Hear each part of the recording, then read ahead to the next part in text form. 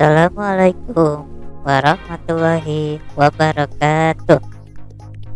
Alhamdulillahirabbil alamin. Nahmaduhu wa nasta'inuhu wa nastaghfiruh wa na'udzu billahi min syururi anfusina wa min sayyiati a'malina. May yahdihillahu fala mudhillalah wa may yudlilhu fala hadiyalah. Asyhadu an la ilaha illallah wa asyhadu anna Muhammadan abduhu la nabiyya ba'dah. Puji serta syukur kita panjatkan kepada Ilahi Rabbi, karena berkat rahmat dan karunia-Nya kita bisa diberi kesempatan untuk melakukan pembelajaran secara daring ini. Tak lupa salawat serta salam kita limpah curahkan kepada junjungan besar Nabi Muhammad Sallallahu Alaihi Wasallam. Tidak lupa pula kepada para sahabatnya, kepada para tabi'in, kepada para tabi'ut tabi'in, dan mudah-mudahan sampai kepada kita selaku umatnya di akhir zaman. Amin. Pada kesempatan yang penuh rahmat ini, kita akan membahas mengenai prinsip dasar animasi yang mana telah sedikit diulas pada pertemuan sebelumnya. Prinsip animasi itu diciptakan untuk membuat animasi yang lebih hidup dan lebih menarik. Prinsip ini dibukukan dalam buku The Illusion of Life karya Frank Thomas dan Ollie Johnson dari animator profesional Disney Animation pada tahun 1981. Dalam buku tersebut terdapat 12 prinsip animasi. Sekarang kita akan bahas setengah dulu ya, biar gak tumpah. Akan kita bahas di antaranya satu, space and stretch. Yang kedua ada anticipation. Yang ketiga ada staging. Keempat ada stake ahead and post to post. Yang kelima ada follow through and overlapping action. Dan yang terakhir ada slow in and slow out. Oke, baiklah, gak usah terlalu banyak bahasa agar tidak bahas. Kita mulai dari yang pertama, yaitu space and stretch. Prinsip ini berfungsi untuk memberikan kesan khas lembutnya suatu benda. Seperti halnya balon yang dipukul dengan keras pasti akan mengalami perubahan bentuk atau deformation hingga sampai akhir balon itu akan kembali ke bentuk semula. Jika benda tersebut tidak mengalami perubahan, maka benda tersebut akan terlihat keras atau kaku.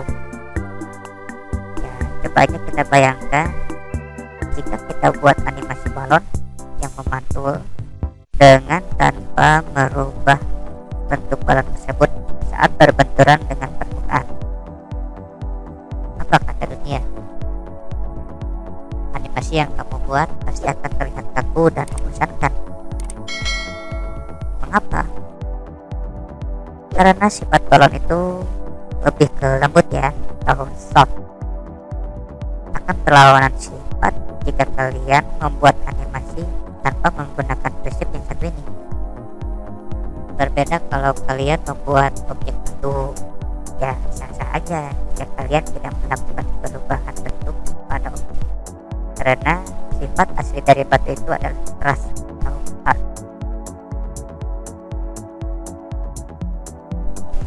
Yang kedua ada anticipation.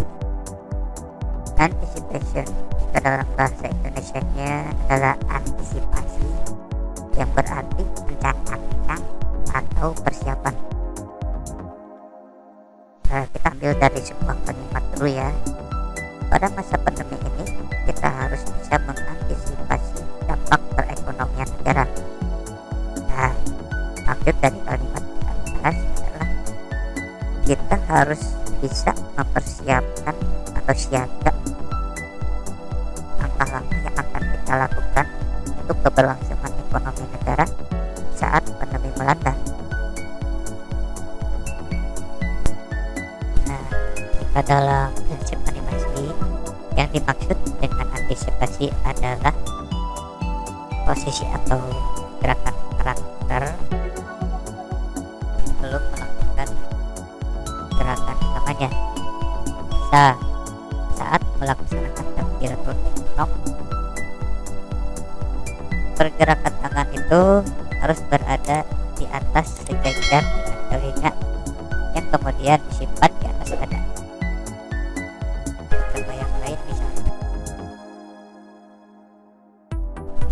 Yang ketiga ada staking. Seperti namanya yang berarti manggung atau manggung. Saat kita melihat penampilan para pemain drama di panggung, kita akan melihat ekspresi para pemain dengan jelas. Jika tubuh pemain itu memiliki sudut 45 derajat. Hal ini dilakukan saat mereka itu berdialog dengan lawan bicaranya. Nah, biar terlihat jelas ekspresi mukanya, pergerakan tangannya, pergerakan mulutnya. Ini perlu untuk melakukan atau menerapkan prinsip staging ini agar semuanya itu dapat terlihat dengan jelas. Yang keempat ada straight ahead and pose to pose. Untuk prinsip ini lebih ke dasar dari pembuatan atau penyusunan animasi. Kita bahas yang satu dulu ya. Ada straight ahead. Straight ahead merupakan penyusunan gerak animasi dari awal hingga akhir. Gambar yang diambil merupakan keseluruhan gambar atau frame. Istilah lain dari metode ini adalah frame by frame. Metode ini biasanya dilakukan oleh seorang animator. Dia menggambar dari awal hingga akhir animasi sehingga memakan waktu dan usaha yang lebih banyak. Berbeda dengan pose to pose. Untuk pose to pose itu kebalikan dari straight ahead. Metode ini hanya menggambar pada gerakan kuncinya saja, yaitu awal dan akhir dari sebuah gerakan. Animator hanya merencanakan pergerakan karakter saja. Untuk bagian dalam gerakan atau bisa dibilang dengan in between digambar oleh asisten aktornya. Dengan metode ini, proses pembuatan animasi akan lebih mudah dan cepat. Nah, kita lanjut pada prinsip yang kelima. Yang kelima itu ada follow through and overlapping. Untuk follow through bisa dijelaskan dengan objek yang mengikuti pergerakan objek utama meskipun objek utama itu berhenti. Misal objek utamanya adalah kepala nih, dan objek yang mengikutinya adalah rambut. Saat kepala bergerak, rambut akan ikut terbawa gerak. Saat kepala berhenti, rambut pun akan ikut berhenti, namun setelah dia itu menyelesaikan pergerakan sebelumnya. Selanjutnya ada overlapping. Istilah overlapping bisa diartikan dengan saling silang atau bisa juga dengan saling mendahului. Jadi untuk prinsip ini ada dua objek yang sama namun beda. Sama namun beda. Yang dimana pergerakannya itu yang sama ya, misalkan satu arah, namun berbedanya itu adalah pada penempatan waktunya. Contohnya seperti pergerakan tangan kanan dan tangan kiri saat berjalan. Nah, ketika berjalan, kedua objek tersebut pergerakannya sama, maju dan mundur, tapi pada waktu yang berbeda. Di saat tangan kanan ke depan, tangan kirinya ke belakang. Nah, ketika tangan kanan ke belakang, tangan kiri yang ada di depan, jadi saling bergantian lah. Yang terakhir ada slow in and slow out. Pada dasarnya pergerakan itu secara nyata pasti memiliki perubahan kecepatan. Misal terjadi pada kendaraan. Pada saat kendaraan mulai melaju, kecepatan perlahan bertambah dari 0 hingga laju. Istilah ini disebut dengan slow in. Kemudian saat kendaraan berhenti, kecepatan perlahan berkurang dari laju hingga 0, atau bisa dibilang dengan slow out. Mungkin itu cukup jelas ya. Baiklah, untuk saat ini kita sudahi pertemuan ini untuk menghindari terjadinya gejala kunang-kunang, mata merah, dan sakit kepala. Istirahatkan dulu kepala kita dengan rebahan. Hidup kaum rebahan.